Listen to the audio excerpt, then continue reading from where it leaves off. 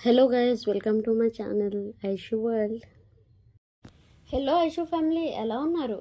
అందరూ బాగున్నారు కదా? బాగున్నారని అనుకుంటున్నా.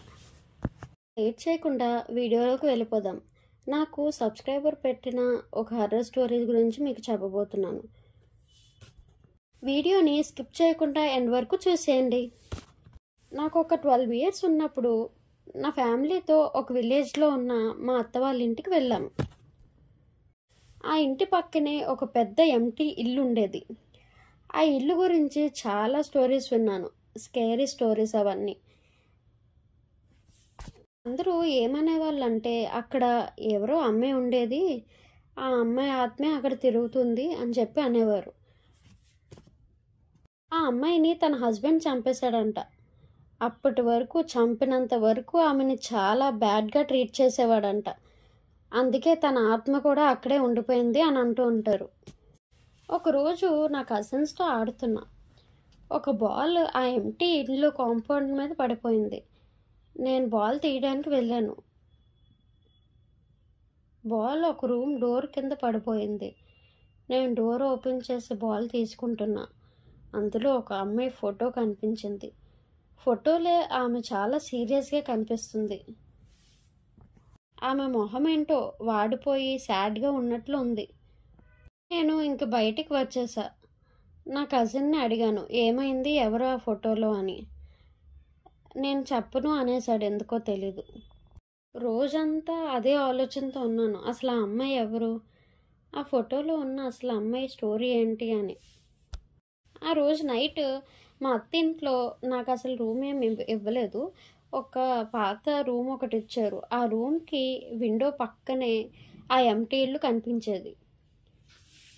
నేను పడుకోవడానికి ట్రై చేశా, కానీ ఆ విండో నుంచి నన్ను ఎవరో చూస్తున్నట్లు అనిపించింది. నాకు కాసేపు భ్రమ అనుకున్నా, అదే నిజంలో అనిపిస్తుంది. ఇంకా నెమ్మదిగా నిద్రలోకి జారుకున్నా. సగం నిద్రలో ఉంటుండగా ఒక పెద్ద సౌండ్ వినిపించింది. ఇంకా నాకు నిద్ర పట్టలేదు. ఆ విండో దగ్గరికి వెళ్ళాను. ఆ విండో నుంచి చూస్తే ఆ ఎంటీ ఇల్లులో ఒక దీపం కనిపించింది. అందులో నాకు ఆ రోజు చూసిన ఫోటోలో ఉన్న అమ్మాయి కనబడింది. ఆమెని డైరెక్ట్గా ఎక్కడో చూసినట్లు అనిపించింది నాకు. నేను చాలా భయపడి బెడ్ మీద మోకాల్లో మునిగి కూర్చున్నాను. ద నెక్స్ట్ డే మార్నింగ్ మా అత్తయ్యకి చెప్పాను.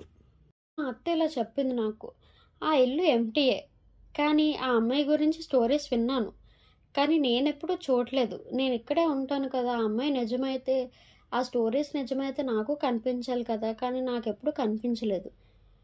నువ్వు అలా అంటున్నావు కాబట్టి నీకు ఇంకో రూమ్ ఇస్తాను అని చెప్పి అన్నది. ఆ విషయం గురించి కొన్ని ఇయర్స్ తర్వాత మా అమ్మకి చెప్పాను.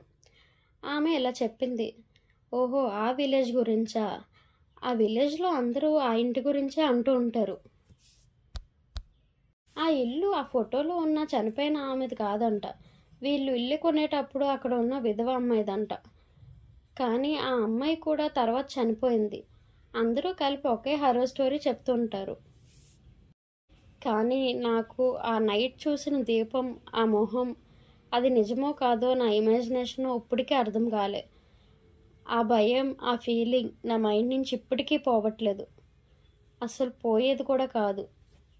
ఇప్పటి వరకు మా అత్తయ్య వాళ్ళ ఇంటికి ఎప్పుడు వెళ్ళినా ఆ విండో దగ్గరికి మాత్రం ఎప్పుడు వెళ్ళలేదు. ఆ భయం ఇంకా నాలో ఉండిపోయింది. కనీసం ఆ డైరెక్షన్ వంక కూడా నేను ఎప్పుడు చూడలేదు. అది నా చైల్డ్హుడ్ డేస్లో జరిగిన ఒక స్కేరీ. మీకు ఈ హర్రర్ కంటెంట్ నచ్చుతుందని అనుకుంటున్నా. నచ్చితే ఐషు వరల్డ్కి సబ్స్క్రైబ్ చేసుకోవచ్చు కదా, ఐషుకి ఫ్యామిలీ అయిపోండి. అలాగే మీ లైఫ్లో ఏమైనా స్కేరీ ఇన్సిడెంట్స్ కానీ హర్రర్ ఇన్సిడెంట్స్ కానీ జరిగితే ఈమెయిల్ పెట్టేయండి, కామెంట్ బాక్స్లో పిన్ చేస్తాను, చూడండి. అలాగే సబ్స్క్రైబ్ చేసుకోండి ప్లీజ్.